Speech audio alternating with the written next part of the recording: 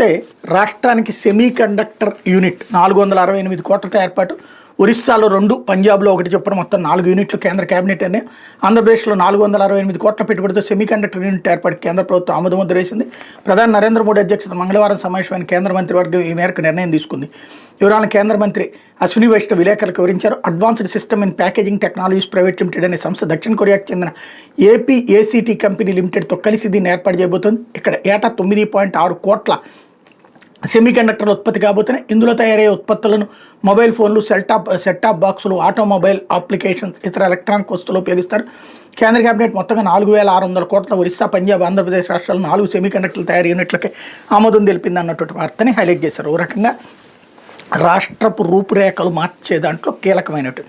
మరి దీన్ని అమరావతిలో పెడతారా లేకపోతే విశాఖపట్నంలో పెడతారా అన్నటువంటి చూడాల్సి ఉంది. లేకపోతే ముందే పూర్తవ్వాలి, నిర్దేశిత గడువు కంటే 6 నెలల్లోపే రాజధాని పనులు చేయాలి, సమయానికి కాకపోతే కాంట్రాక్టుతో పాటు అధికారులు బాధ్యులు, రైతులకు ఇబ్బంది లేని రీతిలో ప్లాట్ల బదిలీ. సీఎం చంద్రబాబు స్పష్టీకరణ. రాజధాని అమరావతి నిర్మాణ పనులు రికార్డు సమయంలో పూర్తి కావాలని అధికారులు ముఖ్యమంత్రి చంద్రబాబు ఆదేశించారు. నిర్దేశిత గడువు కంటే 6 నెలల ముందే నగర నిర్మాణం పూర్తవ్వాలని స్పష్టం చేశారు. శౌచాలయంలో రాజధాని నిర్మాణ పనుల పురోగతిపై మంగళవారం ఆయన సమీక్ష నిర్వహించారు. రాజధానిలో ఎల్పీఎస్ లేఅవుట్లలో అభివృద్ధి పనుల పురోగతి సహా మంత్రులు, ఎమ్మెల్యేలు, అధికారులు, ఉద్యోగులు, న్యాయమూర్తులు, నివాస భవనాలు, రహదారుల వరద నియంత్రణ పనులు జరుగుతున్న తీరుపై ఆరా తీశారు. రాజధానిలో ప్రస్తుతం 50,552 కోట్ల విలువైన పనులకు టెండర్లు పిలిచామని, 74 పనులు ప్రారంభమయ్యాయని అధికారులు ముఖ్యమంత్రికి వివరించారు. ఆయా పనుల్ని మరింత వేగవంతం చేయాలని సీఎం ఆదేశించారు. ప్రతి నెల అమరావతి పనుల పురోగతిపై సమీక్ష చేస్తానన్నారు.